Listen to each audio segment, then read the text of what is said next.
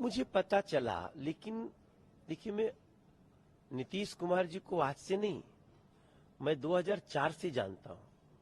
जब पहली बार मिला उनको मुख्यमंत्री बनने के लिए, मैंने सपोर्ट भी किया, और फिर तो बीजेपी के साथ जब समन्वय हुआ और मैं भी भाजपा में आ गया तो ऐसे भी हम करते रहे। लेकिन नीतीश कुमार जी के इस स्टेटमेंट के बाद वो बिल्कुल हमारे मन मस्तिष्क से वो हट गए, एक तरह से कहो ना तो गिर गए। वो एक व्यक्ति महिलाओं के लिए ऐसी बात सदन के फ्लोर पे कैसे कह सकते हैं?